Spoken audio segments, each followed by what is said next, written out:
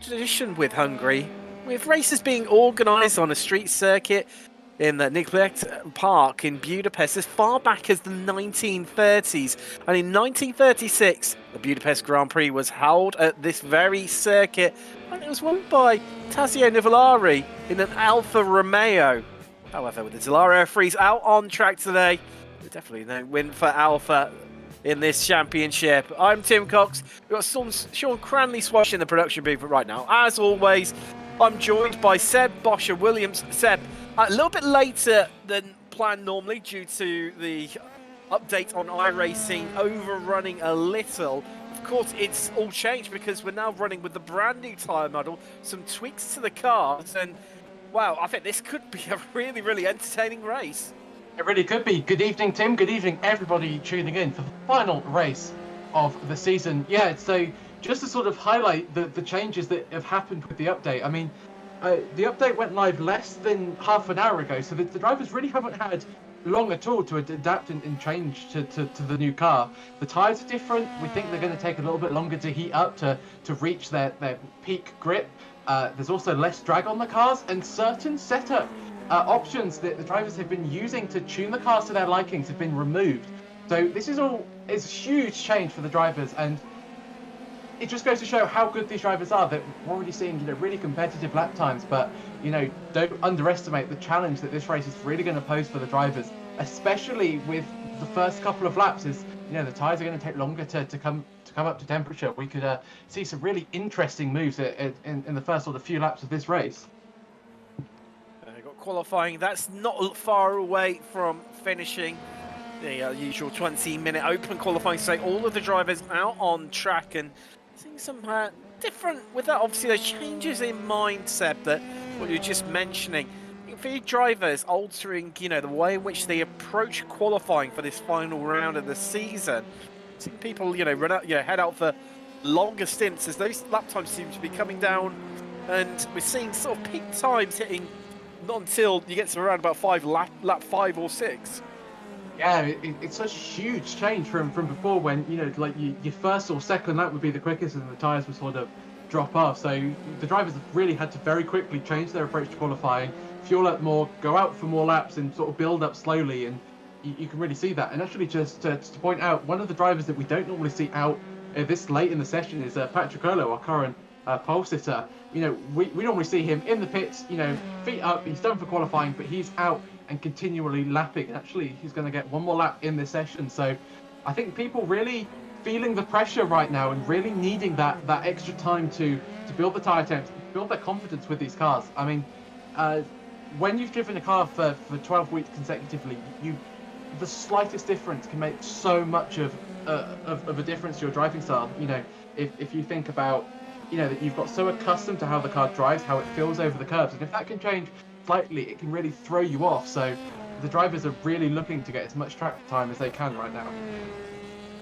Qualifying just coming to an end. 6 seconds left as that's Scarrett having a bit of a spin there. That's what that turn 10, I think that was there. He's having a bit of a moment as just see Glam Setter. What sort of pace can he set? Not looking to go. He's not currently not going any quicker out on track, and that's off into the barrier for him.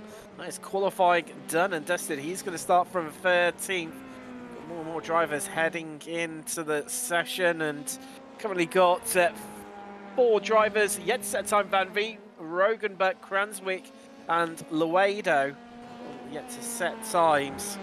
As we just see Josh Wilson, who's on an absolute flyer for himself in qualifying, and green in Sector 1, no improvement in Sector 2. Be interesting to see how he manages to close that lap. Of course, as well, Seb, another alteration to the update as well is those change in off tracks as Wilson abandons his lap. Clearly, that middle sector nowhere near strong enough to improve on his time. Cochrane's on He's on an improving lap. Larson as well. No improvement in Sector 1. An improvement in Sector 2. Let's watch him come across the line and see what he can do. Currently in 12th place.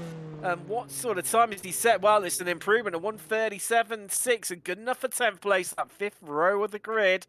You see the checkered flag being waved there. And we are done and dusted with qualifying.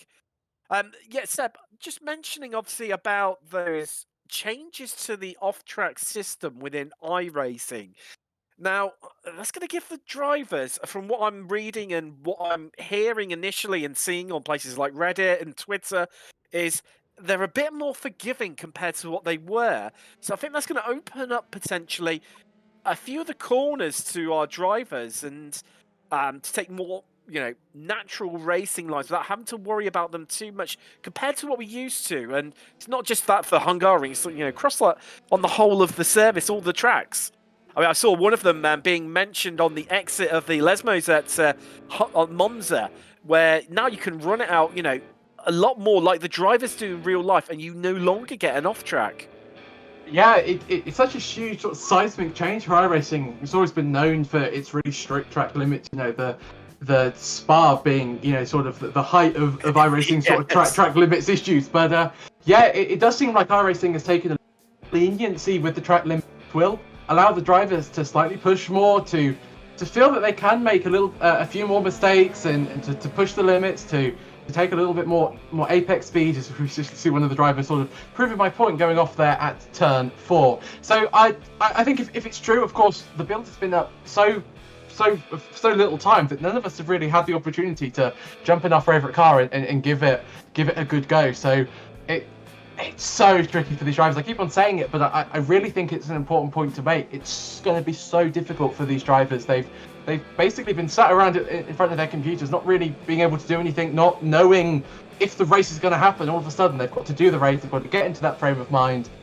They've got to basically gather as much information as they can from the patch notes to sort of see what's wrong, because to see what's changed, what's different for them, what's maybe going to suit their driving style, what's not going to suit their driving style, and then they've got to switch it on and go out and race. So I think it's going to be really important to read the patch notes and what you were saying about the track limits. Anybody that has read it, sort of who has read the patch notes, has been on Reddit, has gone on Twitter and sort of knows that the track limits are a little bit more lenient, will especially have an advantage at the early stage of this race with drivers thinking it's still sort of the old style track limit. I mean, with those in mind, Seb, I know yourself, you're predominantly a GT driver and you enjoy your multi-class racing as well. Just in terms of, obviously it's slightly different to F3 that we're currently seeing, but do you think that's actually going to make it potentially a little bit easier for yourselves when you're dealing with traffic? I mean, I suppose that does also translate across to when you're coming round to lapping traffic as well, even in the, in the Formula cars as well. Do you think that's going to actually make life potentially a little bit more easier and a little less tentative when you're around lap traffic? I think it certainly will. If the example that you gave earlier on, Lesmo being in Monza, really difficult. It was so easy to get enough to make a move there or go side by side. But if that's easier to overtake that without getting an off track, that suddenly opens up a whole new level of places to overtake on the track. And so, it's somebody that's predominantly a GT driver. It's going to mean that the LMP2s are going to be able to get past me a little bit sooner, and I can actually benefit from that slipstream up the straight. So I think it's going to make a huge difference. And I certainly, personally, for me, I really like to see iRacing going this way and allowing the track limits to be slightly less stringent, because for me it doesn't feel like racing, but I mean that's a whole other debate. But I think for multi-class it's going to make a huge difference, and for the series that we commentate on FTR, I think it's just going to add a little excitement and to commentators. I mean, I think that's all we can ask for.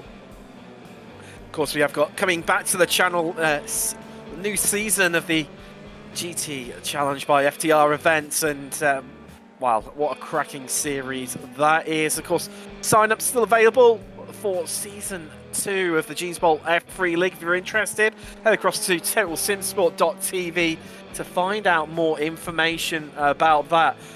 Just interesting, while we're in this quick warm-up practice session, a few drivers have taken his lap. Josh Wilson of PDR Sif currently leading the way. Well, as you see Larson there go ahead of him, just looking across at the timing sheets. That's quite telling for me in some ways. I think Wilson's been around the mid-pack, and I think these updates seem to be, and I don't want to put the curse of the commentator onto him, seem to be suiting him right now. really does seem to be. He's had one of his strongest, if not the strongest performance in qualifying that he's had this season, and a great warm-up session to boot. It's going to give him so much confidence when he heads into the race. And yeah, you know, maybe these setups changes, the tyre changes are really suiting his driving style. So, you know, the only thing that I can think of is, you know, we've seen Wilson be racing at the front of the pack in races to then make a mistake, to be involved in an incident and drop down the field. So he needs to avoid that and sort of play the long game here, but he could have a great result tonight. Well, talking of which, here is your grid for tonight. So, Patrick, he's on pole with, well, the two top drivers in the championship. Hermer joining him on the front row. Isaacson and Wilson make up an all-Scandinavian row 2 for the season finale. And then it's Roberto Fay and Olassen on the third row of the grid. For the Iraq Squad Corsa 2, they lock out the fourth row with Catalina and Viola in 7th and 8th, respectively. Scarrett and Larson, both the IGL Coatings drivers, they are on the 5th row of the grid. Cockram and Roberts, it seems to be, you know, alignment of nationalities and teams here. They make up your 6th row of the grid with Glansetter and Boberg, who didn't set times during qualifying, leaving the drivers behind them in 13th and 14th. Then we've got Luedo and Rogenbach in 15th and 16th, with Cranswick and Van Veen rounding out your grid. 18-car field here at Hungaroring for the season finale of the Jeans Bolt F3 League. And here we go. And we are away. The green flag flies for the final time this season. And everyone makes it down to turn 1. And it's a dogfight out here as Hermer goes defensive to the inside there. Patricola just backing out, looking after that sweeping line from the outside. But his teammate, Roberto Fay, just runs a bit wide there on the exit. And right now, Isaacson trying to find a way past Patricola as he's under a whole world of pressure. He's got 3 wide in the background. Cockram tries to send it around the outside. He gets pushed out wide there and onto the grass, and he's across the track. And there's a big accident here out of turn 2 at the Hungaroring, and there are more accidents following through as we see Roberts just coming through the field there, skirting past everyone. As we head back to Wilson, he's not had a good start. He's dropped 2 places. And now he's got Olassen, who's also down a place behind him, and now absolutely all over the back of him. Wow, a big start here in the league. Certainly huge implications there for the race tonight. Scarrett, Larson, Glamsetter. I think Van Veen also caught up in that incident. So huge accident there. So really not a good start. Up front, Homer got the big start, managed to get past Patricola. So really good job by him, although he was a little bit sort of distracted by defending from Isaacson, and I thought Patricola was going to be able to slip down, slip around the outside even, but Hermer kept the position. So I mean, this is sort of the starts that Hermer needed a few races ago to keep the championship alive. Right, now you may see the 3 different lines from our top 3 drivers out of the final corner as they come round to complete the first lap. They're in the slipstream. These changes do mean that we're going to have a higher top speed. Shouldn't affect things too much here in the Hungaroring, but Isaacson closing right onto the back of Patricola there. And Hermer took a defensive line very early on. A little bit squirrely on the exit. The tyre's not going to be fully up to temperature in these early stages of the race, as Patricola just having a bit of a sniff up the inside. But Hermer says, oh, no, you don't, and just shuts the door right in his face. As they now head up to turn 4. It is incredibly close between, well, not just our top 3, our top 4 as well. Roberto Fay, he's tagging along for the ride. His teammate Catalini not far behind, and Wilson still keeping in touch with this lead group in these early stages. And well, you can see Hermer starting to really feel the pressure from Patricola in 2nd place. As they come through the chicane, everyone looking to set up really smoothly. Not really much of a chance for an overtaking opportunity through this sort of section of the track. Only really one line. But you see, well, you can see the off-tracks fully enforced with the new model of them, with how wide some of the drivers are able to run out of these corners there.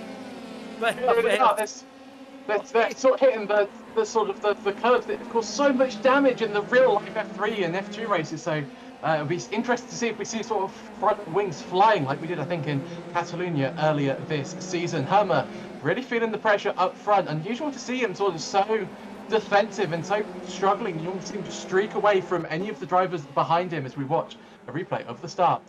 This is what happened to Duncan Roberts. So very cautiously into turn 1 and then loses the rear end. Around he went. I didn't wonder because he seemed to be a bit far back when he came through all of the carnage and destruction down at turn 2. But that explains that one. But just look at our lead group are just heading through. Right, this is what happened. So that's our 3 wide. That's Cockram out on the grass and the tree in the way. It's going to disguise quite what happened there. But, well, you just see rejoined and then there was a separate incident ahead. Just trying to, I think it was Scarrett caught involved in that one. I'd be interested to see if we get well, here we go from a different angle. So this is on board with Cockram, so he gets pushed wide. There we go, out onto the grass. There you go. Some people in front of him. There he goes. He rejoined. The rear end went away from him, and that's what caused that big incident.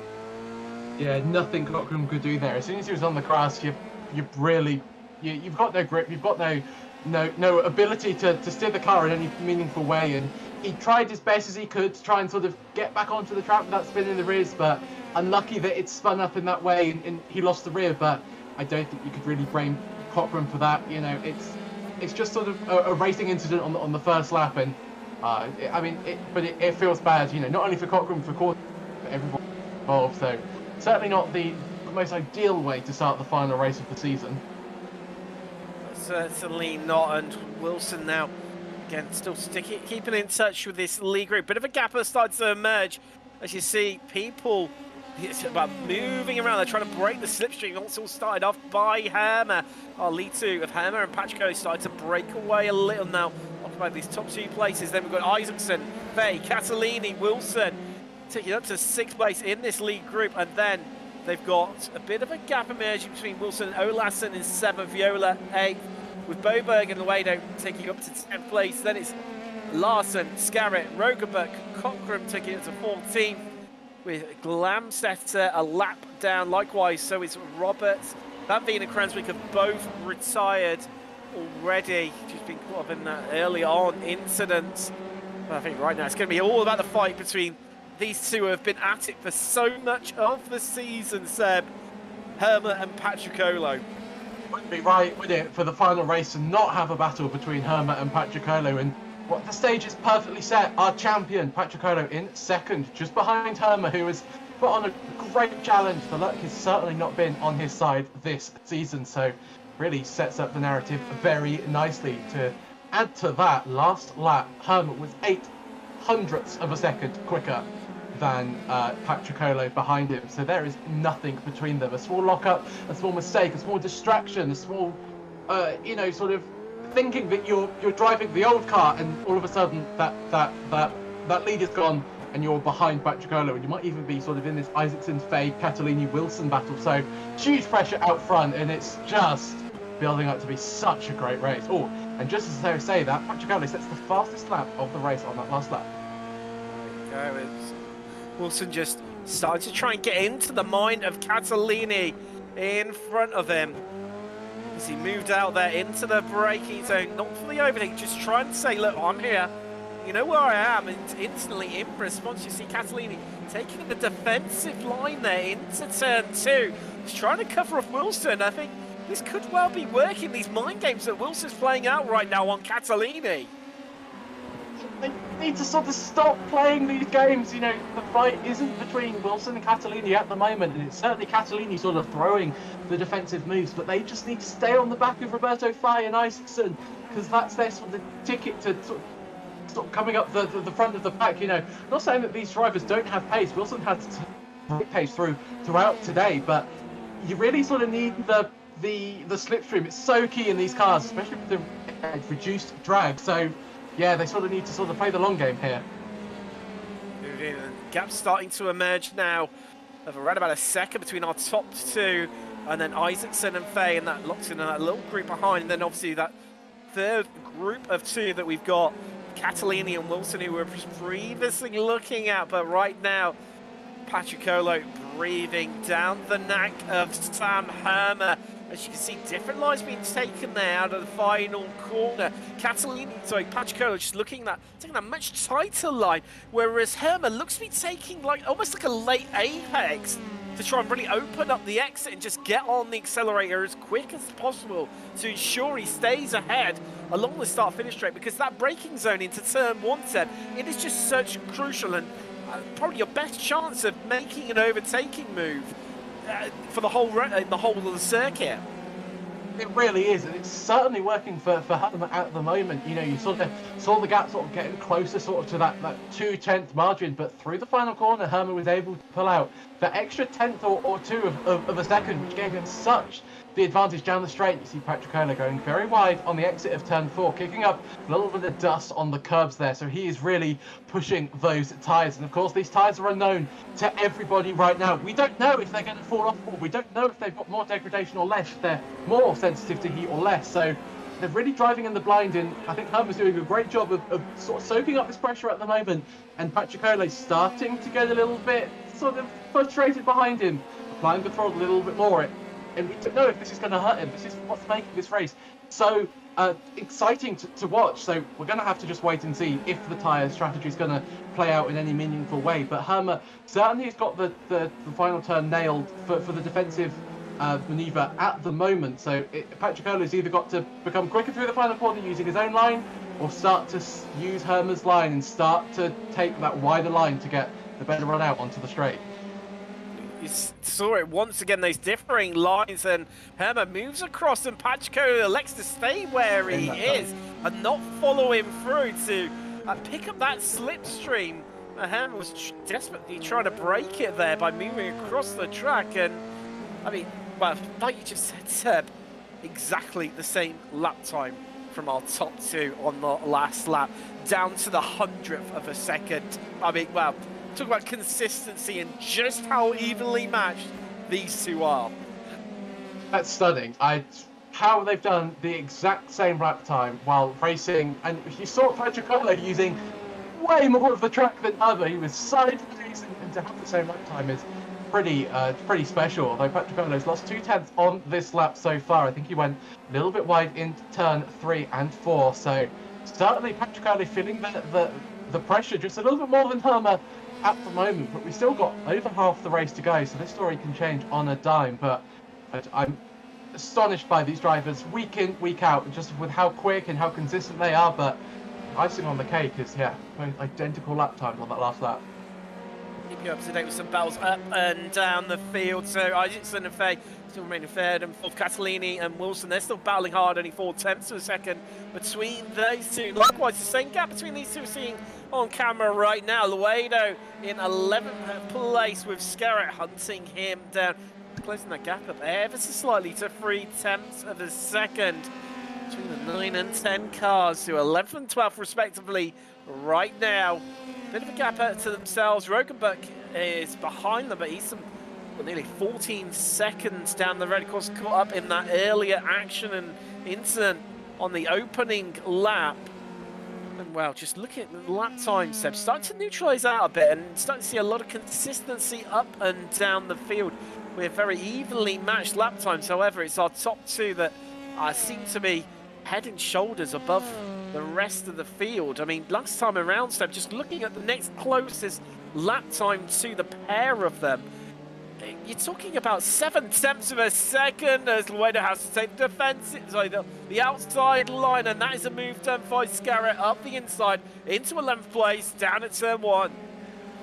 Luedo really wanted to fight that one. I think that was a little bit of it's not necessarily my battle today, and sort of let them go. But yeah, just to go back to the pace of the top two, it's crazy how quick they're going. You're right, 7/10 on the last lap, very reminiscent of Verstappen and Hamilton in the final part of last Formula 1 season. You know, when I remember Brundle sort of saying that they were sort of in a league of their own, they were just pushing each other to more and more to just another level, and it really is what's happening with the top two. They are driving absolutely sublimely at the moment, setting new fastest laps on every lap, just gaining more and more confidence as the race goes on, and they're in a battle for the race win at the same time.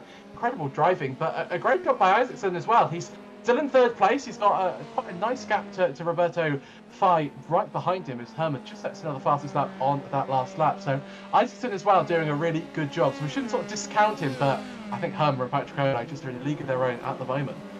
Well, interesting to say as Wilson has a little bit of a look up the inside, has to throw out the anchor as Catalini shuts the door on him there.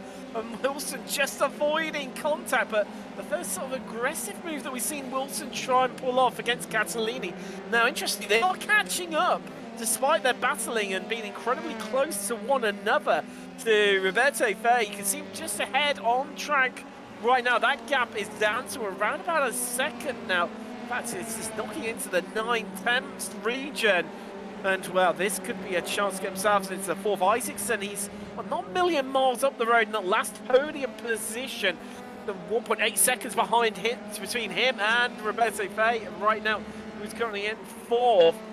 Wilson, well, I mean, if he hadn't had that poor start where he dropped a couple of places, I think he'd be right up with Isaacson and battling for that last place on the podium.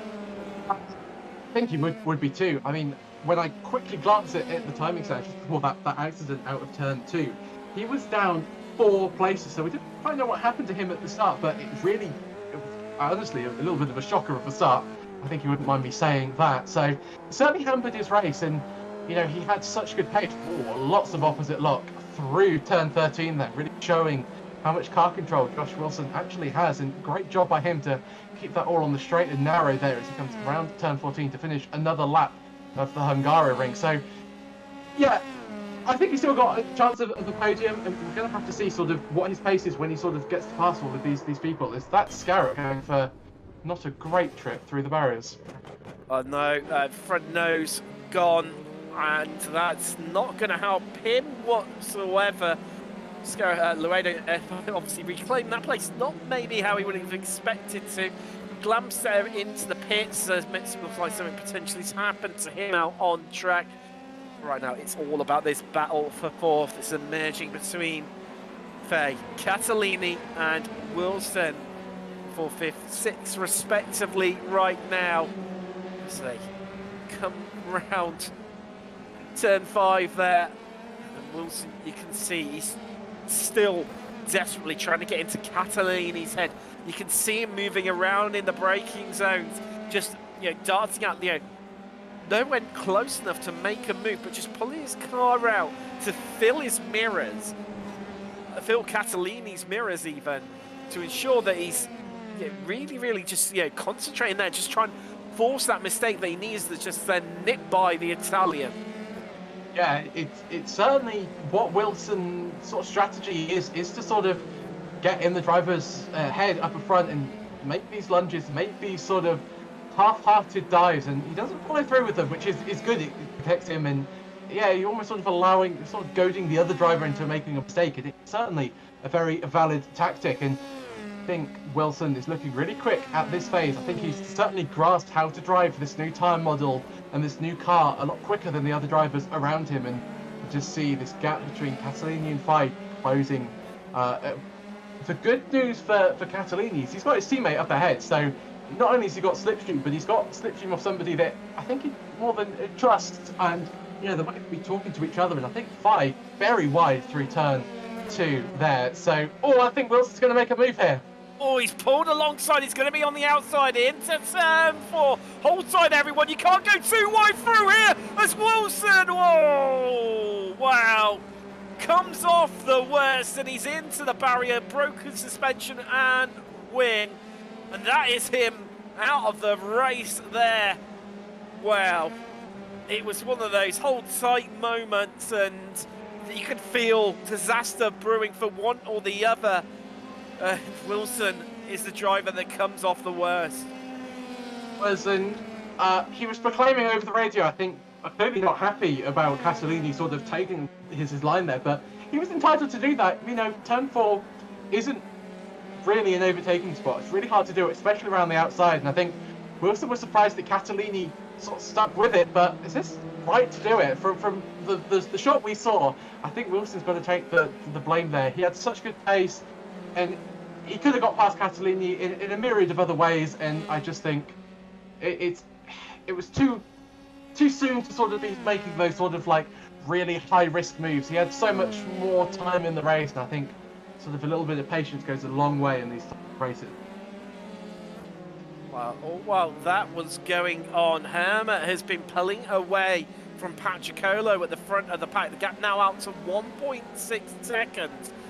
Herma's been lapping around about 4/10 of a second quicker than Patricolo, and incidentally, it's going quicker and quicker and quicker. These tyres definitely coming up temperature and confidence building as well.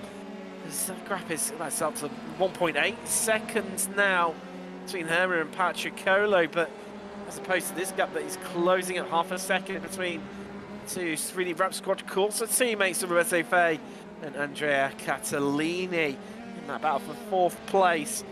But wow, Herma's really got the hammer down right now.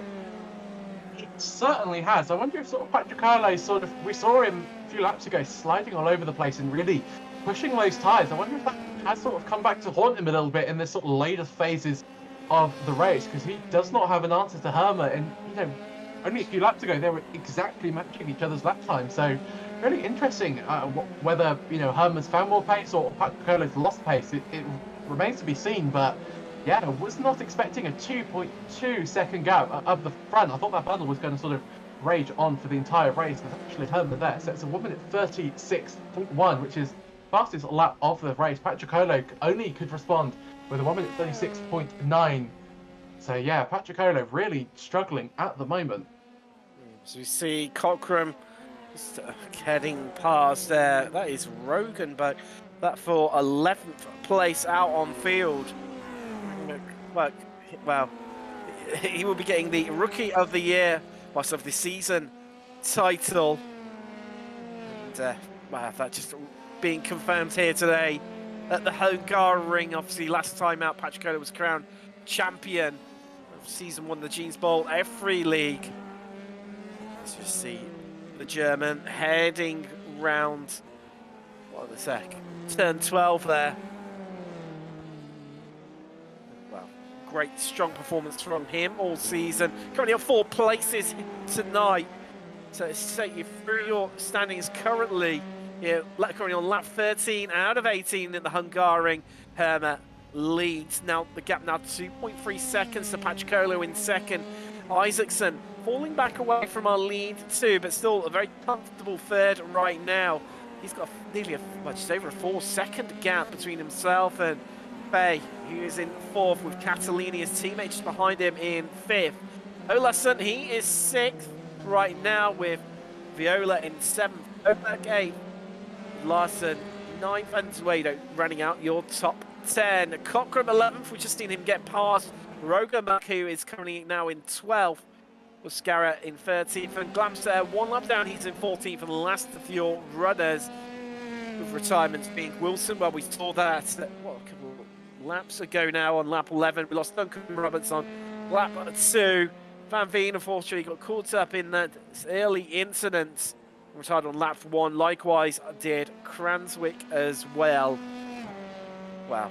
4 laps left of this race and of this season, as we see Catalini going to nick the place off his teammate, or is he? They fighting back there, but it's not enough despite having the inside line there. Out of turn 3, what can Catalini do right now? Can he pull away from his teammate? Faye, clingy hold to the gearbox, and his teammate just ahead of him. And he's not going to let this one go. I think definitely the battle is on between these two, despite them being teammates. Certainly, it's risky business going up the inside of turn 2. Sort of caught Faye a little bit by surprise, I think, with Catalini's sort of aggressive move, but certainly worked for Catalini, up to 3rd place, 5 seconds to Isaacson. So he really needs to get his foot down if he sort of wants that podium position. I think it's a little bit out of reach, but yeah, great move by Catalini. I thought Faye was sort of going to do the move that Wilson did sort of around the outside of turn 4, but I think Faye sort of saw what happened in his rearview mirror and decided that it wasn't the battle worth fighting. And Herma, just speaking there, set a 1 minute 35.9. So he is the first man into the 1 minute 35 tonight. Let's just see a replay of Glamsetter now.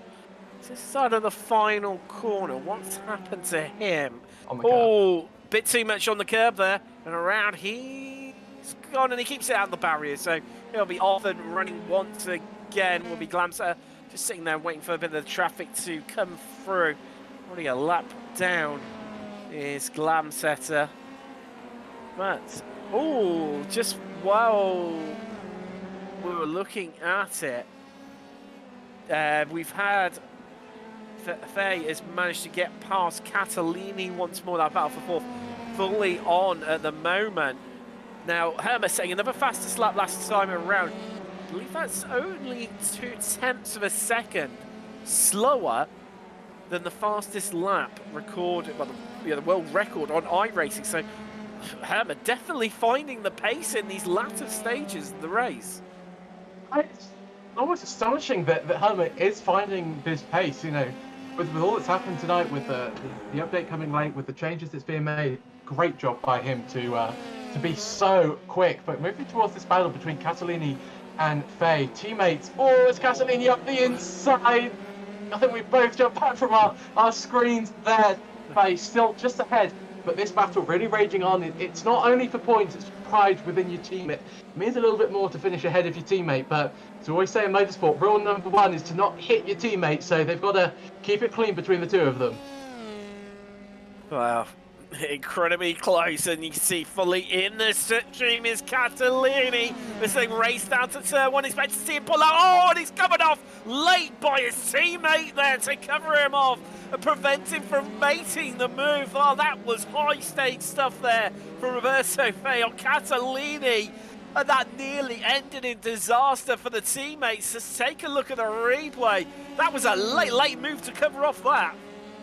Really was. I think that's only a move that you do on your teammate. It's certainly only a move that you do when you trust the driver behind you. But I think that was slightly over the mark there for Roberto Faye. He sort of reacted to what Catalini was doing, and you kind of can't do that as defending. You sort of need to make the move first. And I think if there was certainly, I think if we were watching Formula One with the stewards, there'd at least be the black and white flag being thrown towards Roberto Faye to say, don't do that again, because that could have been an airplane accident for easily been a humongous accident and taken them both out of the race. So, you know, they are teammates. They have won the team championship, but they both do need to get to the end of the race.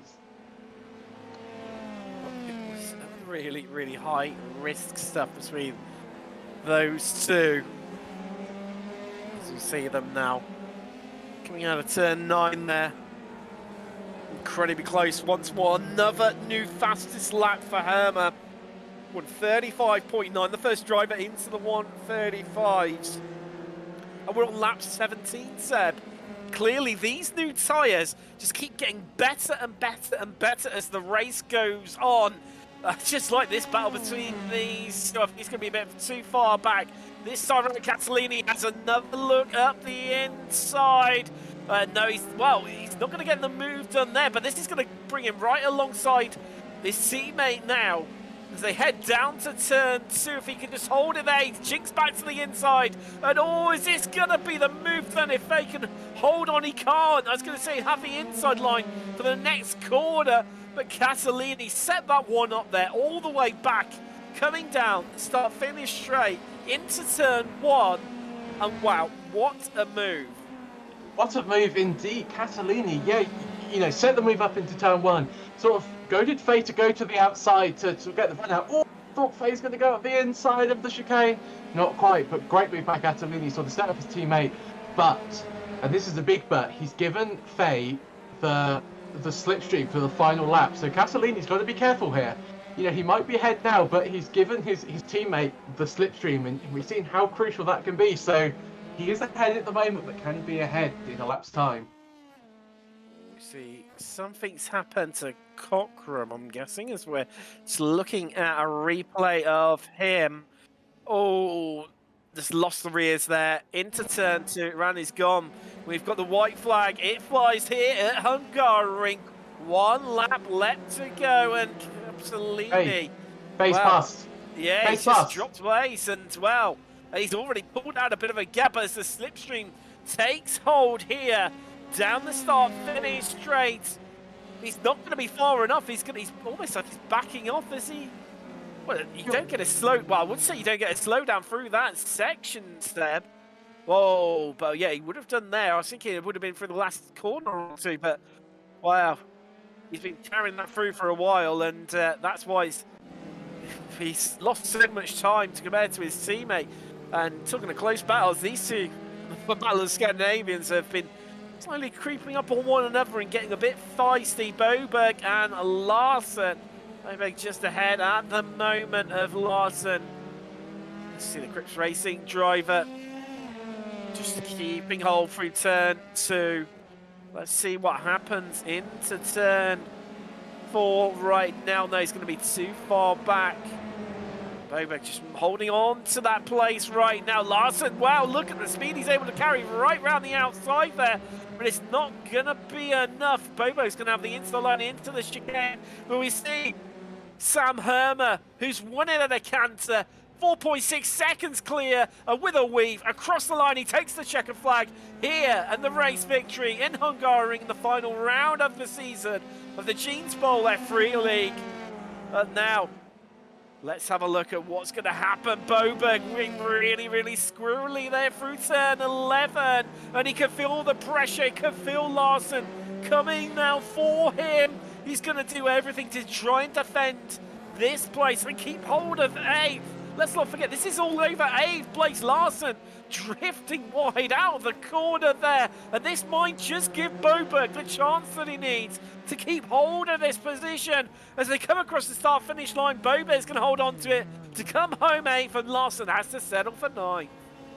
He does indeed. I just heard Sam Hermer over the radio. He simply said, I've written it down here, he is loving this tyre model. He certainly is. 4-second win over Patricolo, his main championship rival. Patricolo certainly won the war, but today Hermer certainly won the battle. Well, and I think, well, we'll run through the results quickly, Seb, because just see all the drivers doing the perennial end of season donuts there down at turn 1. Fitting background for what's been an amazing season here in the Jeans Bowl F3 League. Hermer taking your victory, 5.3 seconds clear of second place Patricolo. That just shows just how much he is loving this new tyre model, quote unquote. Isaacson, he rounds out your podium for the final race of the season. Roberto Fay holding on to that 4th place. Castellini 5th. Olason 6th. Viola 7th. Boberg, Larson and Wedo taking you up to 10th place. And then 1 lap down, we've got Rogenbach in 11th. Cockram 12th.